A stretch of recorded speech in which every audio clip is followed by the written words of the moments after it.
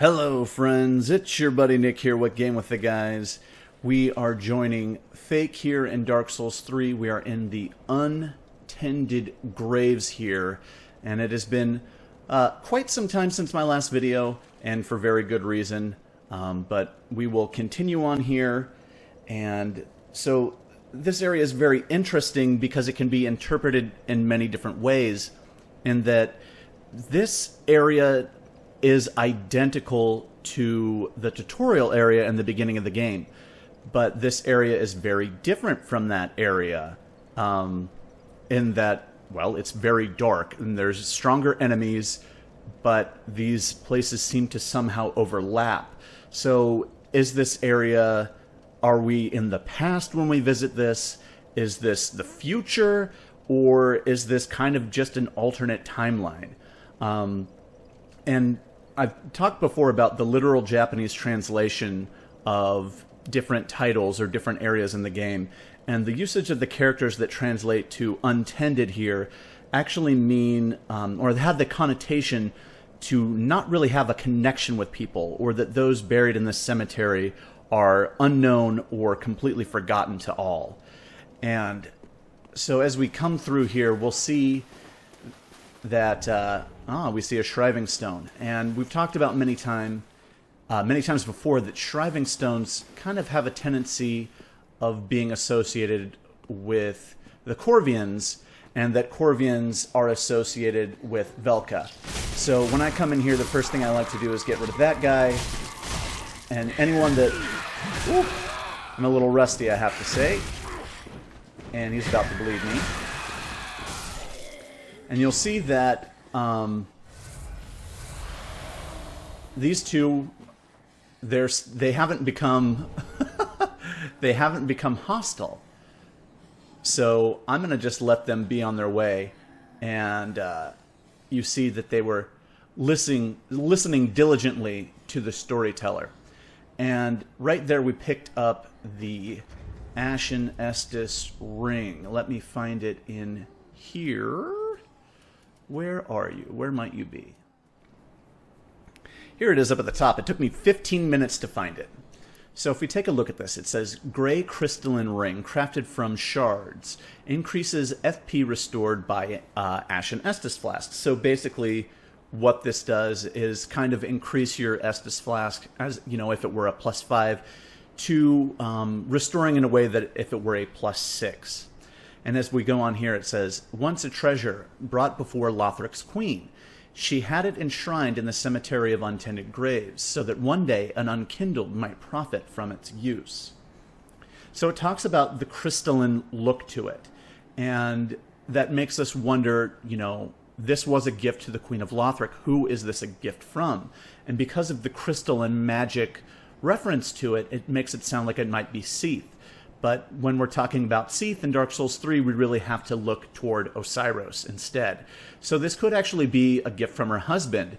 It might even actually be their engagement ring. Who knows? But we know that the Estus Ring is found not too far from here in the regular version of this area. So there's probably some correlation to these rings, other than to the fact that they're Estus based, and it could be that they were both placed there by the queen or someone who is really trying to aid the unkindled, as it says in the very bottom there. Unkindled might profit from its use. And by doing so, the Queen of Lothric, she knows where her bread is buttered. She understands that by continuing the Age of Fire, that's going to help her prolong her reign as the queen. So this was something that the queen placed before, as you know from my previous video, she transformed into Rosaria. So when the queen was the queen and she wanted to prolong the Age of the Fire, that's when she placed items like this. And there's no real way of saying how long ago this was that it was placed. If we do believe that this was in the past, how long ago it was in the past, I mean, this shows that she may have been the queen for a great many years before she transitioned into Rosaria or fled, or whatever, however you want to interpret the queen kind of abandoning her throne. She reigned for what seems like a very long time before she decided to leave.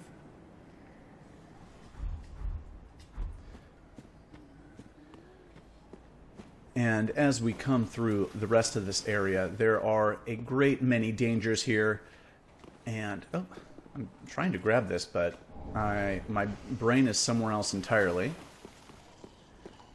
And I realize that I do not have the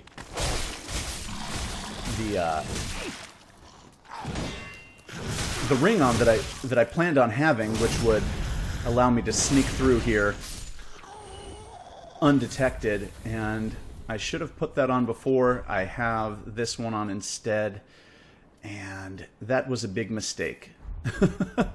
It's not required, but I do like to use a little bit more stealth when coming through this area in particular, because mostly of these grave wardens, and really I don't want to face them both at the same time. So I found a way to only face one at a time there, but they're dangerous one at a time, but two is really quite deadly. So in order to take on enemies in a little bit easier method, let's see, oh, here we go. We can get the attention of these dogs and the safety behind this wall here. And he's going to come up all close, and I can actually hit him through the wall like that. Those ones can be a little ferocious there. I don't know that I can get the attention of this one. Maybe if I crack on the wall. Nah, he doesn't really seem to care. But once again, there are a lot of enemies in this area that can gang up on you, so it is best to use the bow like this. If you can headshot him and kill him instantly, that's great. But he was smiling at me. But if you can kind of get the pack to be a little bit more sparse, you can take them on one at a time, and then it's a significantly easier process to go through and take them out. And you'll notice that there's a lot of the crafting materials here. We get a lot of chunks like that there. And you'll remember the first time we came through in the tutorial area that there is one crystal lizard over here. But as we come through now, we'll see that there are two. So what we're going to want to do, and I don't know, I think it's my aura is messing with the lighting there of that one. What we want to do is do our best to fight them one at a time, like what we did before. We really want to take on this area in a more methodical way, where we can be a little bit safer about going through here. And if you just barge right in there, you're gonna get both of them to come at you. And you see, as I got a little bit closer, the second one leapt into action there, and we were lucky enough that we had finished off the first one before the second one came. Oop, and I am in trouble here. I'm a little rusty, so I need to just take my time and really take this guy out, and he's going up here. Whoop!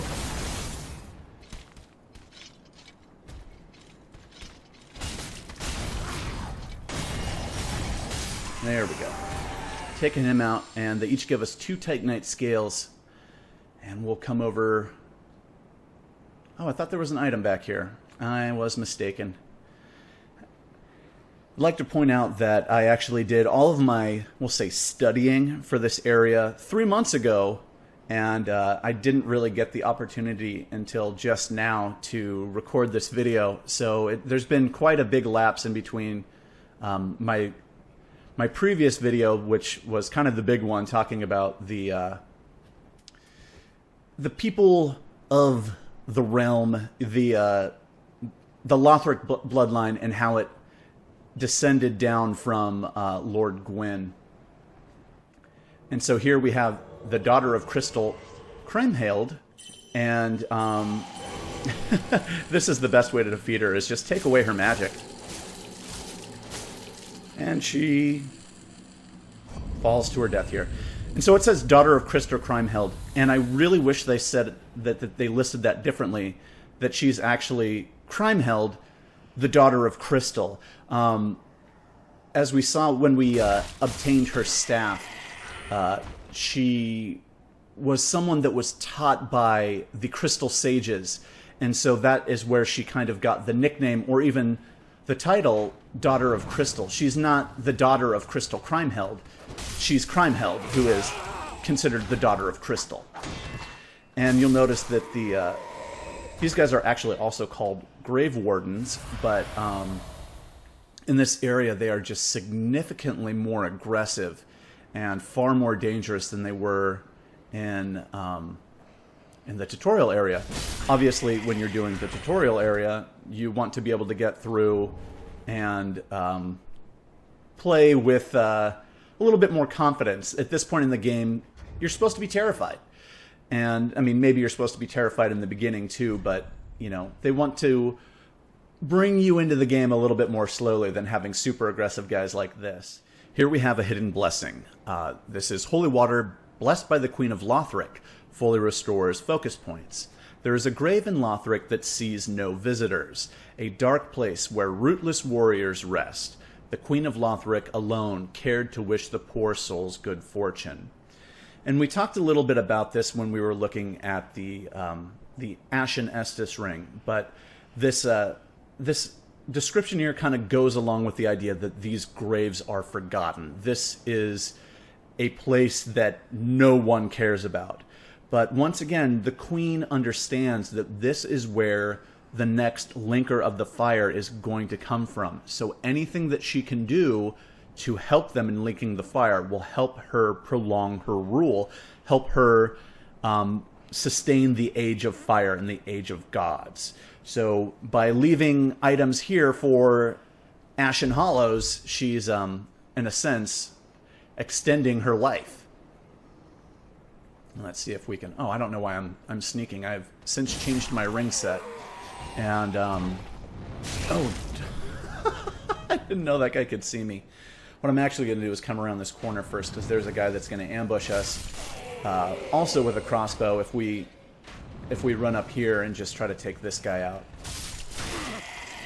And another crossbow. Or actually, that guy threw a throwing knife at me.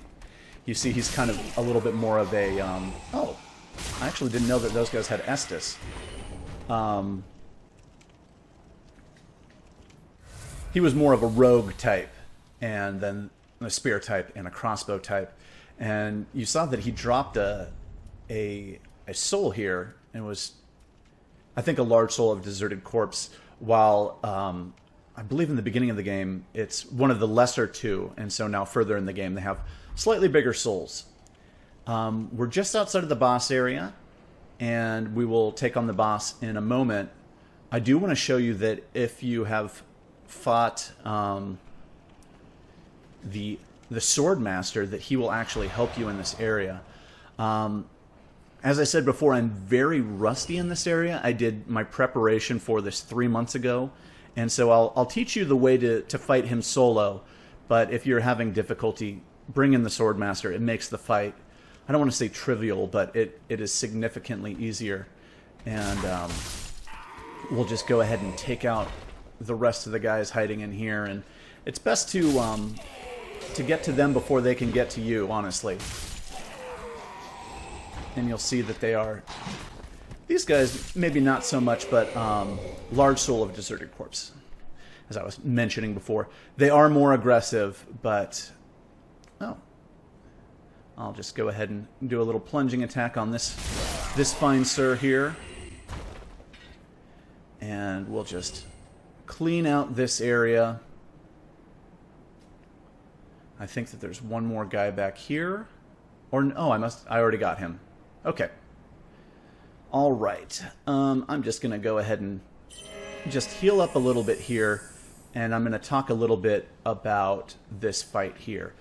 So what we're going to attempt to do is stay on his offhand. So he holds his weapon in his right hand. So to us, when we're looking at him, to his left, as far as from our perspective.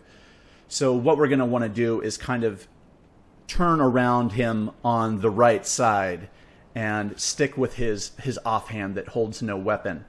And you can really just block a lot of his attacks, and he will also give you the opportunity to parry attacks in both the first stage and the second stage, which is far, far more aggressive. And like I said, I will show you this strategy. I'm likely going to die because I'm very rusty. I haven't fought this fight in 3 months. In which case, I'll just, I'm only going to go through it one time, and I'll bring in the Swordmaster, and I'll show you the fight that way, if it comes to that. Let's see. This is Champion Gunder, so a little bit different from Audix Gunder. And so the literal Japanese translation is the hero Gunder, and he's weak to lightning. So you see that I have Lightning Blade. You can bleed him also, which is a common style of play against him. So I always recommend having a shield with decent stability, but that still does allows you to parry. And you'll see here, we're going to want to just dodge through a lot of his attacks. Things like that are going to go over our head. That one we need to dodge. And he will give us the opportunity to parry. And I missed the first one, but I got the second one there. And as we just kind of continue, oh, you really want to dodge that. And I didn't dodge that, but... So any of the places where you would attack, that is your time when you want to heal also. You just let him go one at a time. You want to dodge in toward him when he does that, in toward his offhand. And the fight will continue. It is faster and more aggressive, but the strategy remains the same. He does a lot of attacks that will stun you, and you'll be on the ground for what seems like an eternity until you can attack once again. You see that I got the chance to parry. I'll heal right here. This might be dangerous, but oh, well, he hit me and it wasn't so bad.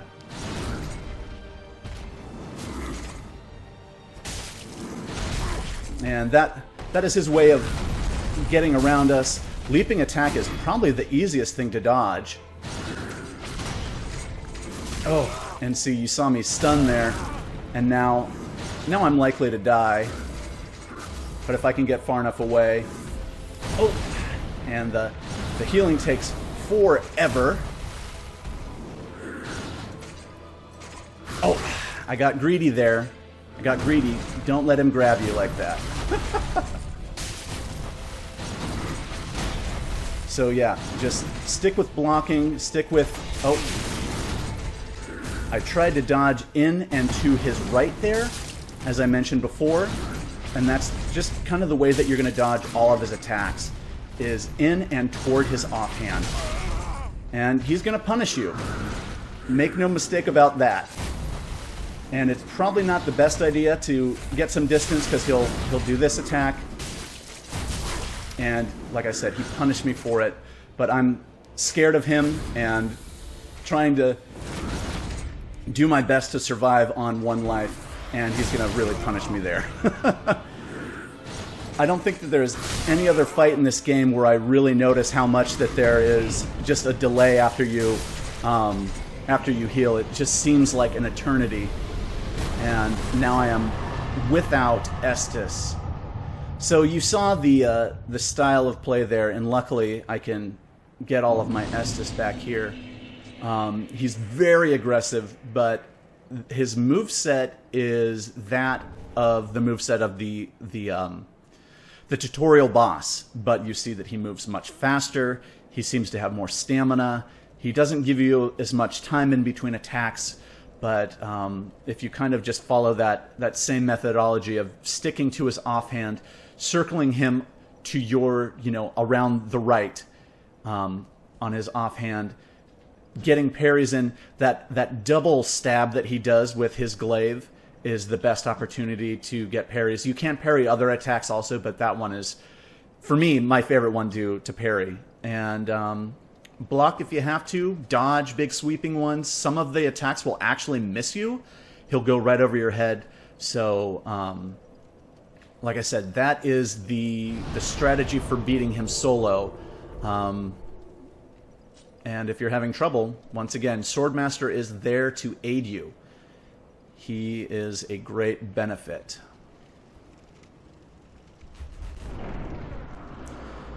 And so much like in the tutorial area, as we come through here, we will find the bell tower.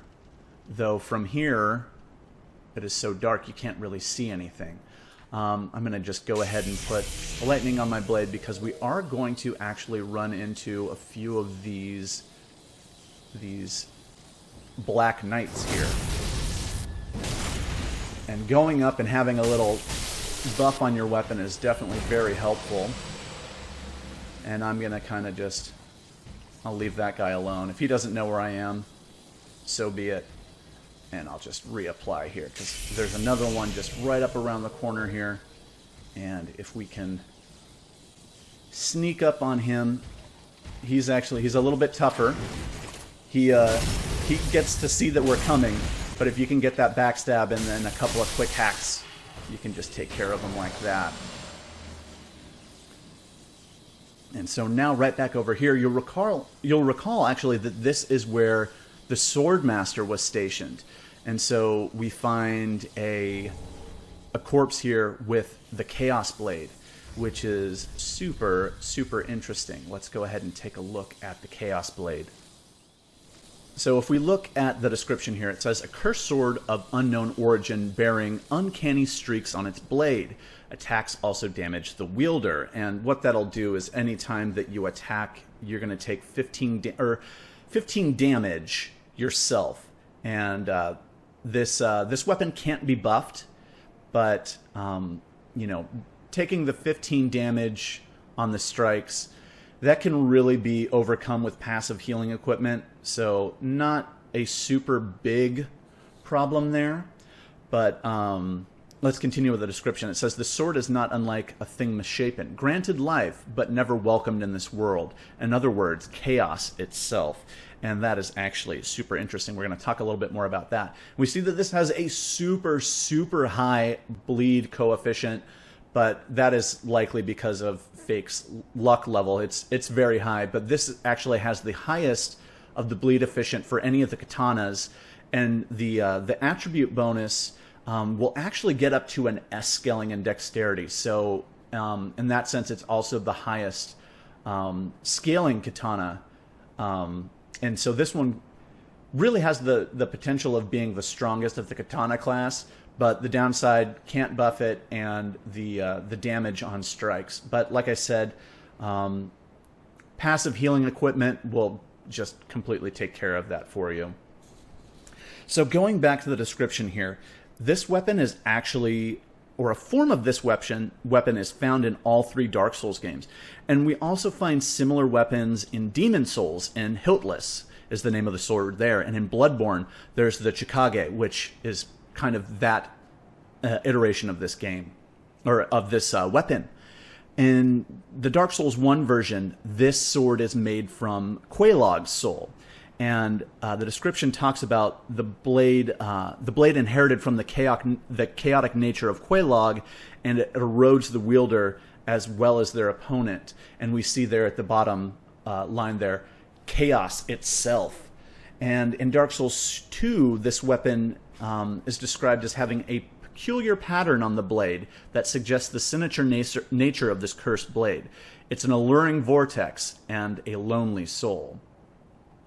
And so in Dark Souls 3, the description talks about the streaks on the blade also, and that it's some sort of abomination. And so it's kind of interesting to think that maybe that this is probably the same weapon passed down repeatedly, and it was considered an abomination from the beginning, and not just as of recently.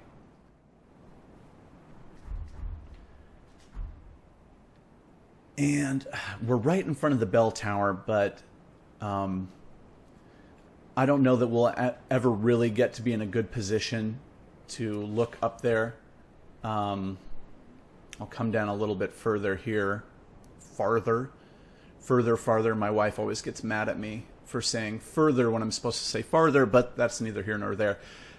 It is far, far too dark, but if you look at the very top of the screen, it's actually best from a completely different area. And now at this point we can't really even see it. But the bell is not visible at all. Then that doesn't mean to say that the bell is missing per se, but it might just be that it's too dark to see. But when we learn more about Champion Gunder, we'll see that there are some descriptions that might kind of lead us to the idea that the bell is actually, that the bell might actually be missing entirely. And we'll just come down here and take care of this fellow in much the same manner that we took care of his friends. Oh, and I took the time to oh, excellent, we got the shield. I'm sure that I've kind of read some of the descriptions of their items before, and it reminds me that I never read the description of the weapon that we found in the previous area. Before I do that, please remind me to do that. I need to take a look at the Hornets Ring here, or the Hornet Ring, I should say. So this is a ring associated with the Lord's Blade, Ciaran. I hope that I'm pronouncing that right. One of the 4 Knights of Gwyn, the First Lord. This boosts critical attacks. And so this ring has actually been, I don't want to say nerfed, but it's been patched many times. And so there's many factors that go into how this ring deals damage, and I can't even begin to list them all off, but it is... it's your critical attacks, and it just really depends on like a million different things on whether it's going to boost it or not. So I can't definitively say exactly what it does, but it strengthens your critical attacks, as it says. So the masked Ciaran was the only woman to serve in Gwyn's 4 Knights, and her curved sword granted a swift death to any and all enemies of the throne. And so in Dark Souls 1, we actually find this by Artorias' grave. And when we meet Ciaran in the DLC for Dark Souls 1, she herself is mourning Artorias at the, we'll say, his more fresh grave, the grave that we made for him. And there's actually one more Black Knight walking around there, but I'm just going to come in here so that I'm a little bit more safe. I don't think that he'll come through this door. But speaking of the Black Knights, I do want to look at... I don't know if that I've ever really looked at the shield before, but we can just take a peek at that there. A shield's highly resistant to fire, and in Dark Souls 1 they were scorched by the flame, and so that's why they needed to be... Well, that's why they went from silver to this charred black color, and their shields then became a way of protecting them with the charred black look to them there.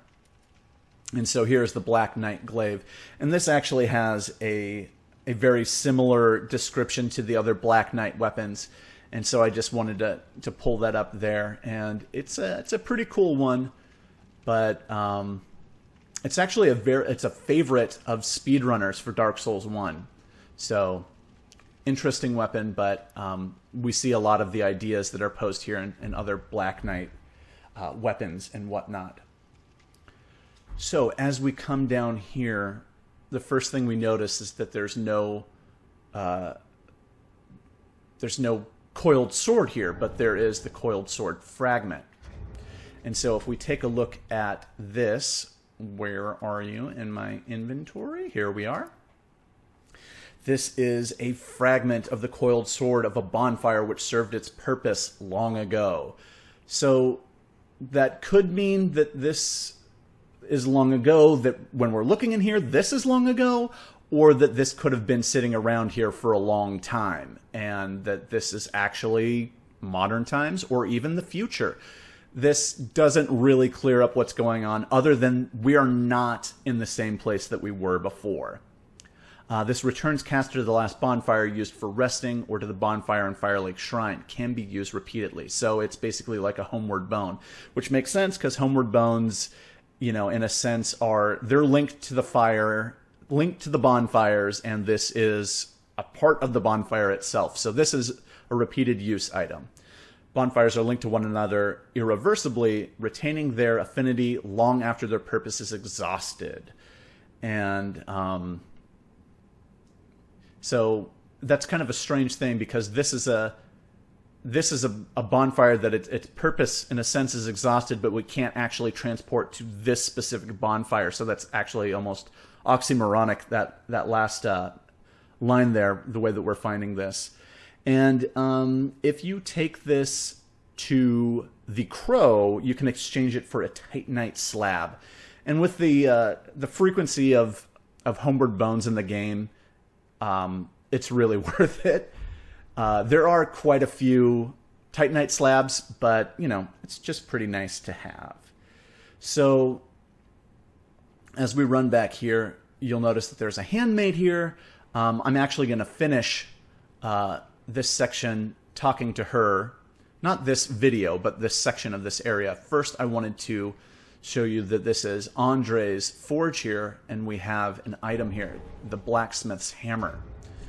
And if we take a look at the Blacksmith's Hammer, a metal hammer passed down amongst blacksmiths of the shrine, serves as a strike weapon, but also excels at reducing poise and breaking the guard of a shield. I'll flip it over here real quick, and you can kind of see how that stacks up. But that first line here, passed down amongst blacksmiths of the shrine, that almost makes it sound like that the Andre of Dark Souls 3 is not the Andre of Dark Souls 1, that this is an item that's passed down amongst the blacksmiths. This might be the item that we find in Dark Souls 2. You know, this isn't necessarily saying that this is the very Andre from Dark Souls 1. It very well could be, but it might not be. So there's a lot of things that kind of make it sound like he is the same Andre, but this kind of makes it sound like he isn't one. But it's also possible that Andre is a Time Lord like Doctor Who, for all you Doctor Who fans, that he's just kind of refreshing himself in a new body. Of course, a hammer's true potential is realized in the hands of a blacksmith. And so it's you can use it as a weapon, but it is far more useful as a blacksmithing tool. Now, over here, the item will actually not appear in this playthrough, but we would find the Hollow's Ashes here. And the placement of them makes it seem like they are Yol's ashes. And the only way to actually get these is if Yol dies of natural causes. And so the only way to do that is really don't draw out your true strength. Let him die on his own. Or actually, you can draw out your true strength, but not enough that it kills him. He has to still be alive when you enter the catacombs of Carthus, and you'll find him the next time you return that he's died. And if he dies on his own, then you'll find his ashes here. Or if you never draw out your true strength, his ashes will be found here also. And if we look at the description, it says, Umbral Ash of a Hollow, who faithfully served a woman only to become separated from her. It takes but a brief glance at this thing to easily envision Londor, the foreboding land of hollows. And where it talks about faithfully serving a woman and becoming separated, it almost sounds more like a Kareem knight that has lost their maiden. And we learned about that with Morn's armor, and when we looked at Egon and how that these Kareem knights would serve a maiden. And so there's a strange dichotomy there, or just a parallel between this idea of Yol serving Yuria with Egon serving Irina. And I might be using the wrong name once again. I'm very rusty. So I talked about how this item appears based on Yol, but this is really actually more of an item to gain the things that Yuria sells. So the only way to get these ashes is if we never meet Yuria. And so this allows us to get like the Purging Stones, Poison Knives, and the Ring of Sacrifice. And so once again, that's a way of getting those items if we never meet Yuria. But since we have met Yuria in this playthrough, then we are not given those ashes. And as we come over... Oh, that's not the way through. Here it is.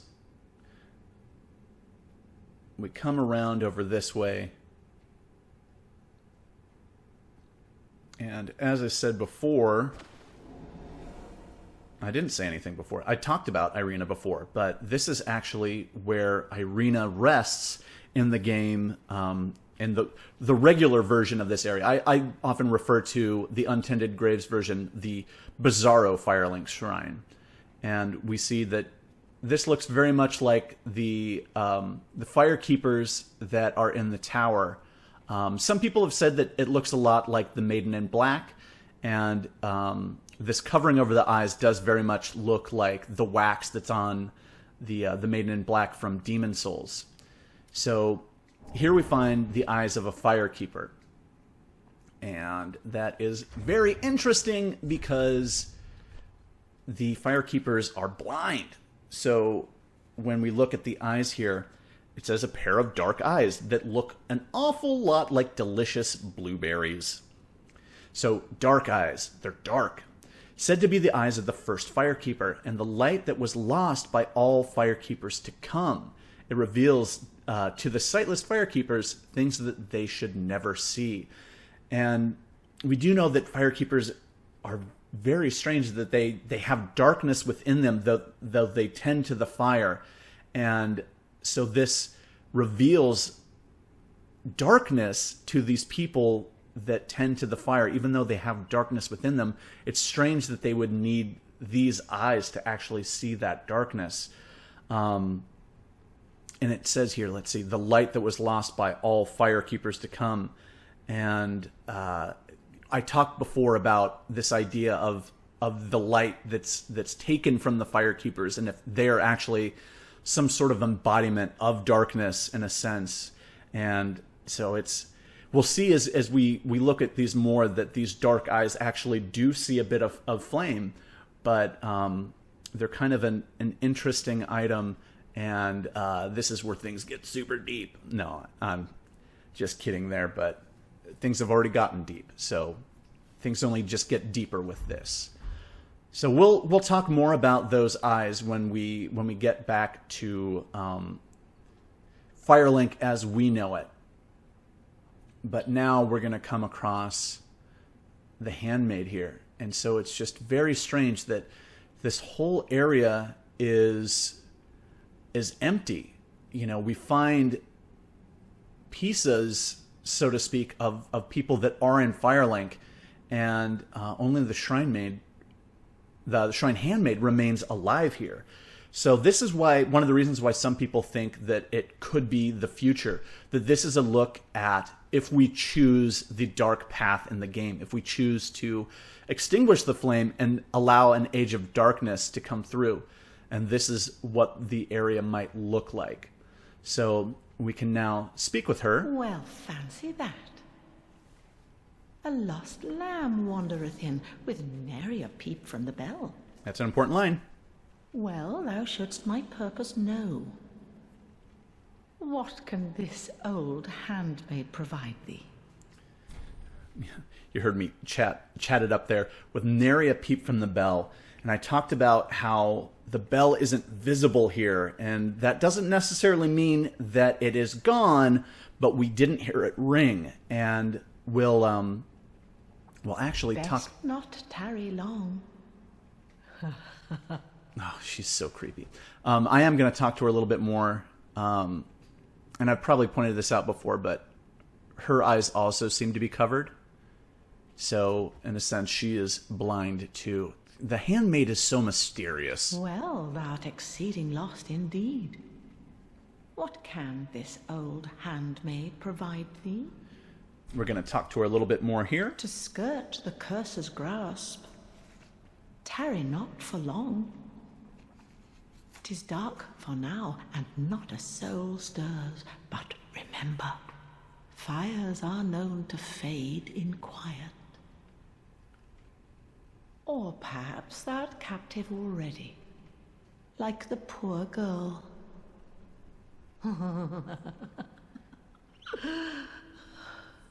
Oh, she's just the creepiest. Okay, perhaps thou art captive already, and we've heard about this idea of the player kind of being shackled to the gods and bending to their will.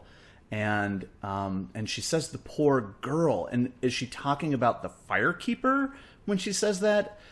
Is she talking about the Firekeeper whose eyes we found? Was, and we don't know the body of that Firekeeper, who that was. We'll hear, I'll talk a little bit more about that later, but it's just a strange idea that there was a Firekeeper there. And we know that Irina has a potential future of becoming a Firekeeper. Could that have been Irina? Is that, our regular Firekeeper? Is that somebody entirely different? Is that just one of the many Firekeepers from over the cycles of this place? It's kind of a mystery, and like much of the game, it's up for your own interpretation. So when we look in here, I don't want to sell her items, but I want to purchase items. And she has a limited inventory, but there are items in here, and one of them is the Priestess Ring. And so we see here a ring engraved with a portrait of the High Priestess, and this increases faith by 5 points. In Lothric, the High Priestess has long been considered one of the 3 pillars of the king's rule. The High Priestess also served as the prince's wet nurse. And I probably talked a little bit about that when we met Emma before, but you can actually obtain this ring twice. You can buy it here, and if you kill the Shrine Handmaid, this Bizarro one, I should say, not the one in Firelink, but this one here, she will drop this ring. And that has made many think, because of her similarities between Emma, because of the chair she sits on, because of this ring, that the Shrine Handmaid is actually a previous High Priestess of Lothric, and that now she dwells within Firelink to aid the Ashen Hollow, or that she's just so weird that she was banished. One way or the other, that is a potential theory, but something that is very interesting. We have the Wolf Knight armor here, and so the ones with the most interesting description, they all have the second part is the same, but the helm of a knight tainted by the dark of the abyss, and we know that to be Artorias. The twilight blue tassel is damp and will ever remain so. And this talks about the twilight blue cape is damp and will ever remain so. A vanquished knight left behind only wolf's blood, and that is probably literally talking about Sif and his legacy of duty. And the undead legion of Farron was formed to bear his torch. That was the legacy of duty that he left behind. And the armor of these Abyss Watchers suggests their own eventual end. And that's so interesting because they take up armor that, in a sense, is reminiscent of this. And then the undead legion, much like Artorias, becomes infested with the abyss, just like he did. So it's really, really interesting how this description talks about this. And this also kind of points back at, we found the Hornet Ring nearby, and this kind of almost leads to the idea that the Age of Darkness is actually kind of, in a sense, it is the abyss, and it's not the same thing the way that we see the abyss. Now that we're in Age of Fire, and we see the abyss as encroaching on the land. But when we're in an Age of Darkness, it's not, there's no abyss that encroaches on the land. We're kind of, in a sense, we're in the darkness, that the abyss that holds the darkness. We're not fearful of the abyss when we're in the Age of Darkness. But as we'll see later, it's almost like fire begins to encroach on the Land of Darkness. So there's that similarity between, in an Age of Darkness, it's fire that is the coming threat, but in the Age of Gods, when fire is prominent, it's the darkness that is the fearful thing that is coming in to invade. So if we look back at the armor set worn by Artorias in Dark Souls 1, the description says, Armor of Artorias the Abyss Watcher, one of Gwyn's 4 knights. The death of the armor's owner can be surmised from the corrosive dark of the abyss and the musty azure blue tassel, once a symbol of pride and glory. And so the description here talks about that same tassel. Best not tarry long. She is just the creepiest. And there's no real consequence to killing her here. You get the Priestess Ring. Now I can't buy that armor, but we've already discussed it, so not that big of a deal. So yeah, this place is very mysterious, and I just have to reiterate that this whole area can be interpreted in many different ways, whether it is the past, the future, or an alternate timeline entirely. And you'll see that a lot of these things, it's the exact same area, but I haven't tried this. I'm playing offline and I haven't tried this, but if I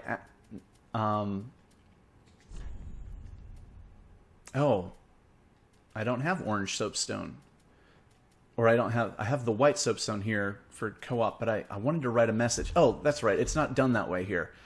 It's done... How do we do it? That's not it. I apologize. Let's see. Oh,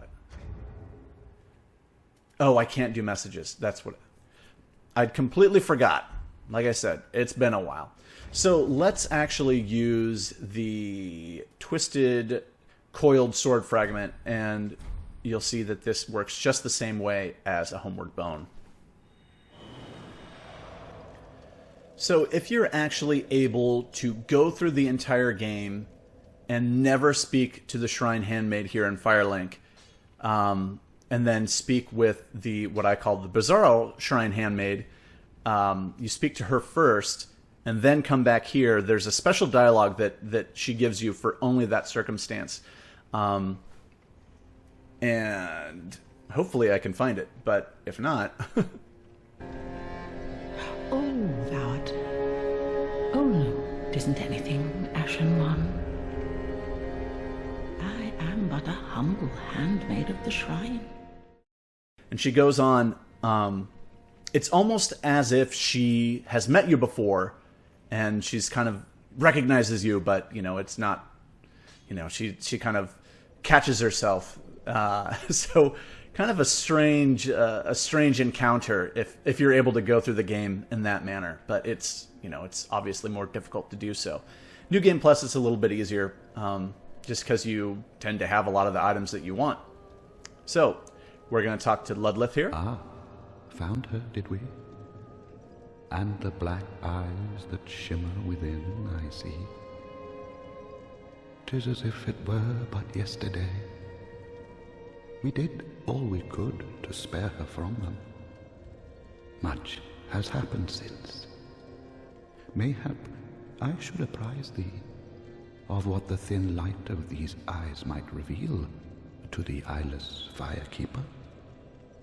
Scenes of betrayal, things never intended for her ken, visions of this age's end. So, oh man, this is so interesting. The very end there, he tells us what the eyes show. But he talks about, oh, found her, did we?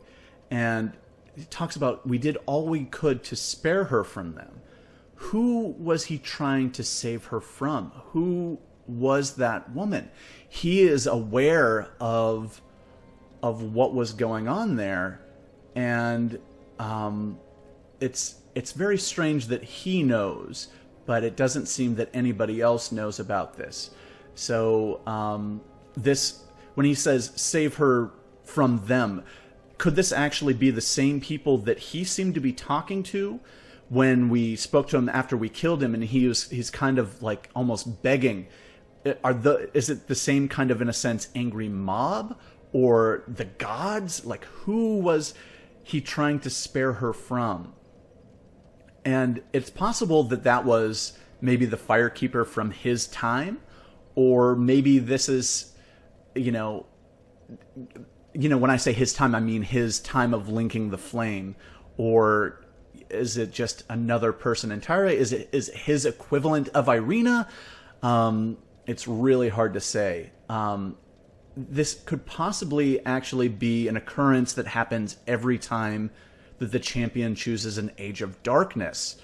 This could be just kind of a reoccurring event, and we'll see a little bit later that Lilith actually knows a lot more about an Age of Darkness, but these eyes, they could have actually been passed down to any number of Firekeepers, and we'll see that these eyes are the key to getting a dark ending for this game. And so it's possible that because they're used to bring on the Age of Darkness, that they could have been passed off many, many times.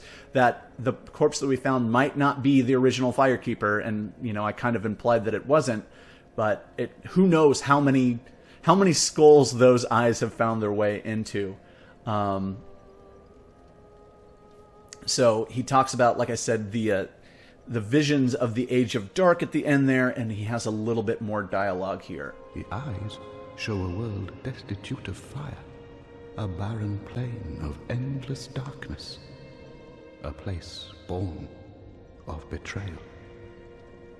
So I willed myself, Lord, to link the fire, to paint a new vision. What is thine intent? So he talks about a place born of betrayal. Linking the fire seems to be a destiny fueled by betrayal. Either linking it or choosing the Age of Darkness. They both had their advocates, and we'll find NPCs along the way that they will help us in doing whichever path they feel is, quote-unquote, the right path. And by choosing one path over the other, you are betraying the people that helped you to get to your end, even though they wanted you to go the different choice in the end. They helped you along the way. So in a sense, you are betraying them. So if you're choosing an Age of Dark, you're betraying, say, Andre, who seems to be an advocate for the light. And if you choose the light, you're betraying Yuria, who's an advocate for the dark. So either way, you're breaking someone's trust. It is a moral choice on if you want to choose the light or the dark, and someone's going to get hurt either way. And his dialogue, it sounds like Ludlith linked the fire to escape a time of darkness, to return to an age of the gods rather than an age of man. And it's really hard to say why he chose that way. Maybe... Now. That's his regular dialogue there, but what was going on in his world, his dark world, that he chose to do an age of fire instead of an age of darkness. And it seems like he might have been pressured. He talks about saving her from them and whatnot. So, I mean, like, there's pressures in this age of darkness to bring on the fire once again. But here we have the soul of Champion Gunder. A soul of the champion, one twisted, acquire stuff. We talk about that every time. It's on every single description. Once a champion came late to the festivities and was greeted by a shrine without fire and a bell that would not toll. So he came late to the festivities. He came in an age of darkness.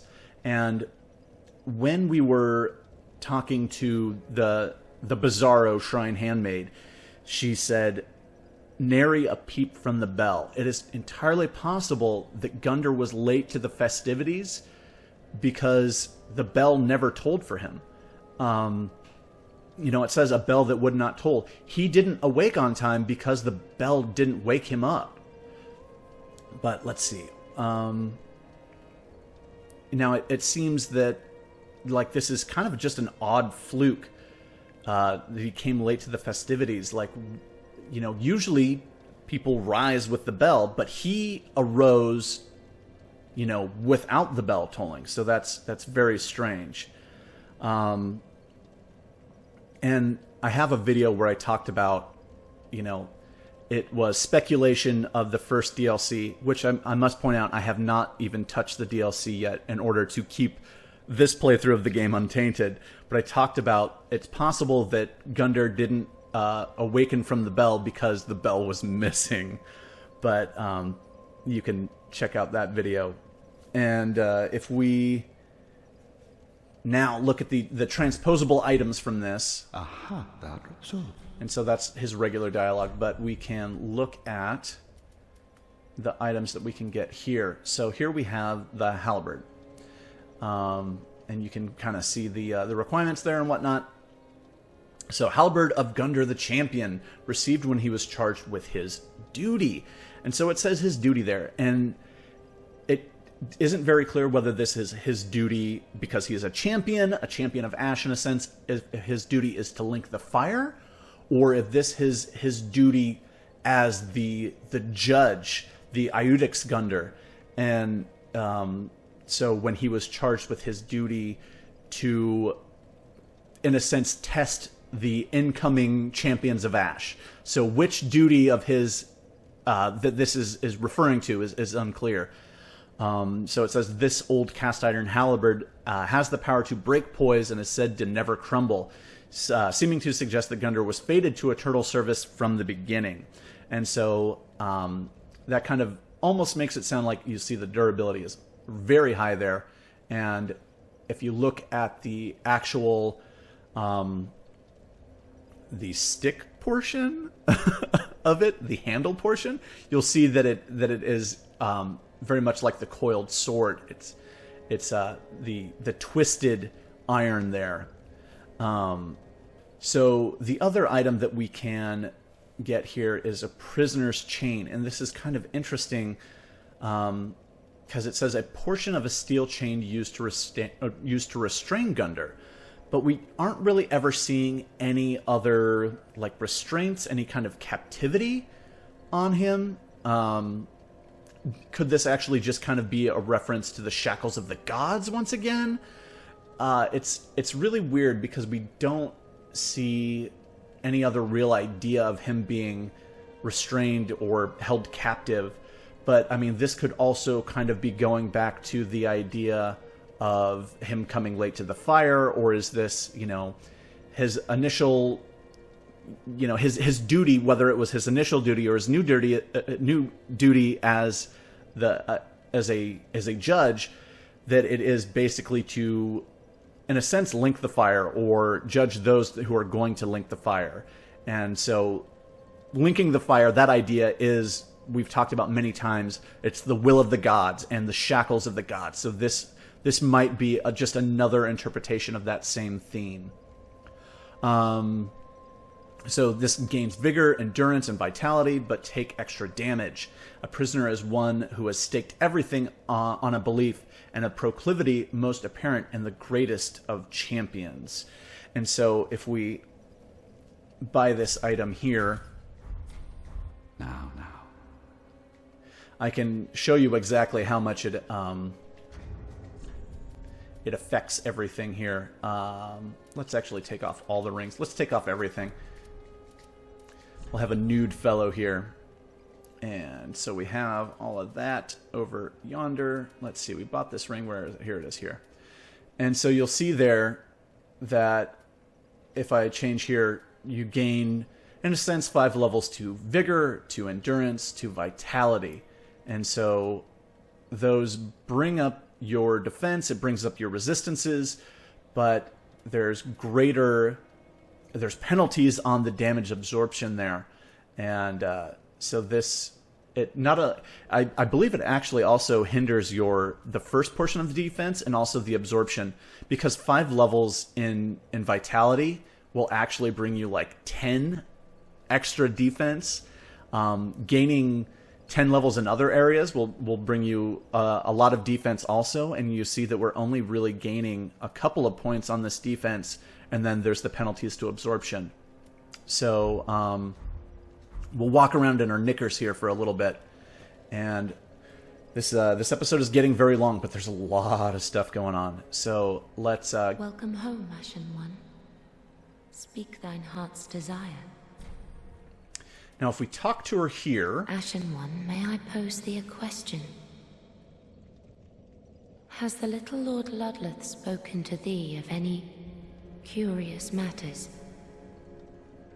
I sense that he possesseth some knowledge of a thing once most precious, or most terrible, now lost to the Firekeepers.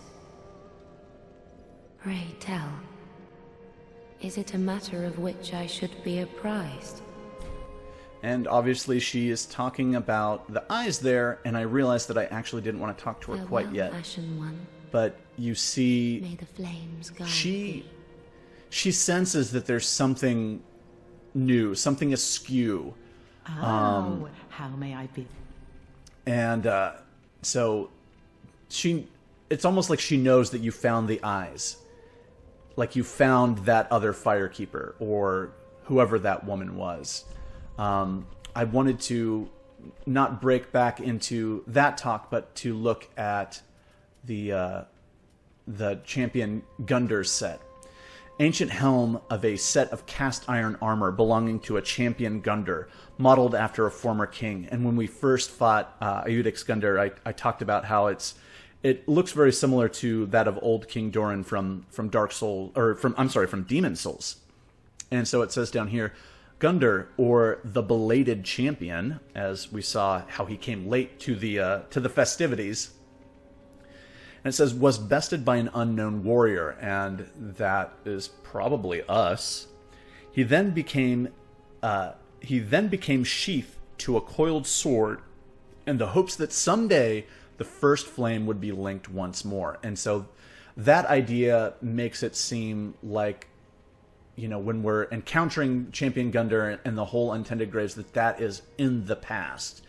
But we know that time is very strange in the Dark Souls universe, so there's no real way of saying whether it was in the past or if just things are just weird. So we can take a look at the items there. And I have in my notes here a crazy conspiracy theory. When I was first going through and making my notes, and you'll recall from the last episode that I believe that Aldrich is a huge part of the story that is, you know, not really told as much. And so I had this crazy theory that it's actually the Aldrich placed Gunder where he did, because we'll see, you see that Aldrich has kind of placed many barriers, and as many barriers as possible, to really stop the Ashen One from linking the fire, so he could rule over an age of darkness, or his own new universe, so to speak. And that made it possible that it's also Aldrich that infected Iudex Gunder with the Abyss. But, you know, as I talked about, the Abyss kind of, you know, in a sense being a form of the Age of Darkness. So it's, you know, it's more likely that the Age of Darkness actually infected Iudex Gunder, because he is a champion from a dark age that has come into an age of fire. And so bringing that darkness into an age of fire kind of resonates in a form of Abyss with him. So anyway, that's more likely what the Abyss is on him. But I like to think that Aldrich is really the main villain of the game, and that he did everything. But obviously that's up for your own interpretation. So welcome home, Ashen One. Speak thine heart's desire. My heart's desire is to actually give you the eyes of a Firekeeper. Ashen One, are these eyes? How gracious of thee, Ashen One. The very things we Firekeepers have been missing. I think I need to talk to her some more. So, yeah, let's continue. Ashen One, my thanks for the eyes thou'st given. But firekeepers are not meant to have eyes. It is forbidden. These will reveal through a sliver of light frightful images of betrayal. A world without fire. Ashen One, is this truly thy wish? And obviously, you kind of get a different version here if you decline versus you say yes. I'll show you what it's like to decline. Of course not. Please, kill me, and take these eyes away, before I am drawn into the darkness, seduced by the thin light and the awful betrayal. And now we can look at what it's like to wish for a world without flame. Of course. I serve thee, and will do as thou bidst. This will be our private affair. No one else may know of this. Stay thy path.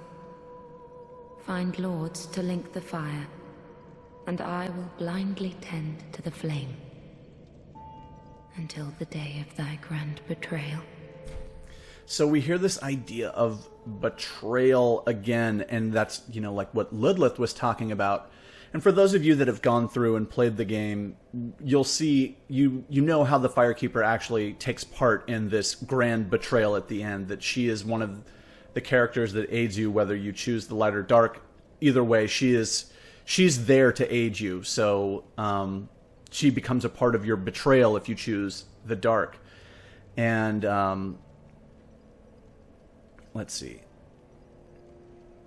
Now, she says she will blindly tend to the flame, and, as I mentioned, that she's going to do whatever you choose either way, and so that's, once again, another play on the word blind, and, we hear the frequent usage of blind in this game, and it kind of makes you wonder when they're using it figuratively or literally. Obviously, she is literally tending to it blind, but she, in a sense, will also figuratively be tending to it blind because she knows your intent to bring about darkness, so what's the point of her tending flame? So kind of a little bit of both there. And so her vision is of a world where is it a world of darkness, or is it of a world where the cycle is broken? And there, I don't think that a lot of the characters understand that even when the world goes into darkness, that you're still within the cycle. It comes back to the light. It goes both ways and comes back. So when she is kind of insinuating about the cycle being broken, she could be thinking of just going into a world of darkness. So she almost seems intrigued by this idea of the cycle being broken and not relinking the flame. And, she talks about that there are a sense of presence of tiny flames. And so she talks about the age of fire, but, we know that the cycle isn't truly broken by going dark, because there is still the tiny embers that can basically renew the age of fire. And it's just, as I talked about before, the idea that in the Age of Darkness, how it's kind of fire that encroaches on the land of darkness, the way that in an Age of Fire, it's the abyss, it's darkness that encroaches on the land. So just complete opposites there. But we'll leave here. Farewell, Ashen One. Mayst thou thy peace discover. She talks about discovering peace there and gives us a little bow. And this can be interpreted many ways. Is this her way of saying that we shouldn't link the fire and find the peace through darkness? Or is it to find peace in the decision that we've made, find our own peace, like, okay, this is the decision, I'm my own personal, forgiveness, my own personal peace? Or is this that she's asking us to find peace within ourselves and basically like, oh, okay, I was being moronic. I don't want to tear this world apart. Once I find my own personal peace, I'll realize that linking the flame is the right thing. So it can be, that line can have very different meanings depending on your personal mindset. And so, your own subtext is going to be based on what your thought process is with that. And if you kill her, you'll get the eyes back. And when she declines, she talks about, take these eyes back from me. So you kill her, you get the eyes back, and then she forgets all about it. But now that we've given her the eyes, Ludleth actually has a little bit more dialogue, and I believe it happens on our leaving after talking to him. So this is all normal. the eyes show a world destitute of fire. And he barren said this plain part to us of before. waste. So what if But now if we leave, I took the mantle of Lord of Cinder of mine own volition? I speak these words with pride.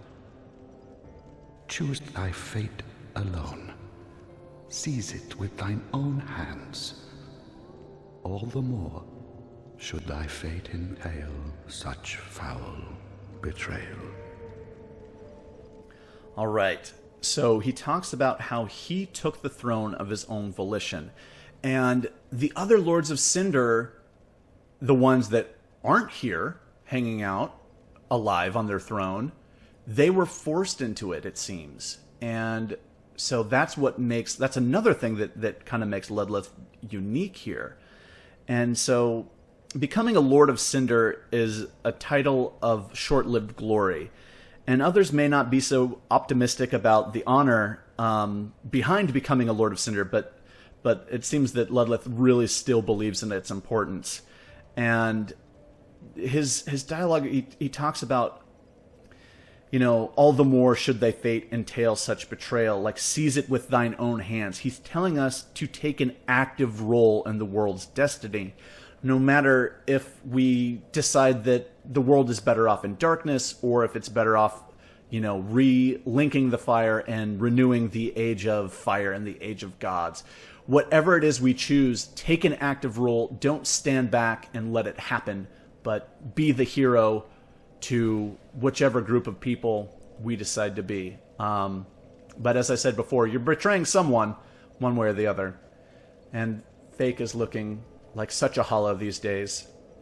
So at this point, thank you for watching. I can't even begin to say when I know the next video is coming out. It's really just when I get the opportunities. So I'm sorry that they're taking so long, but many of you know that I'm a new father, and so it's just really tough to record, especially this one's an hour plus. So yes, thanks again for watching. Leave me comments if you have any questions about the lore that we've discussed today, or if you have different interpretations or something new that you've heard that we didn't discuss. I always like hearing all of that stuff. If you're not a subscriber, please do subscribe so that the videos aren't coming out as regular as they used to be. So by subscribing, you're going to know exactly when the new videos come out. Yeah. And I think I always tell you to share these videos if you have friends that you think are going to enjoy the deep looks at lore and strategy that I'm bringing in today. I am forever in your debt, and I appreciate when you share with your friends. So thanks again. We will see you next time, whenever that may be.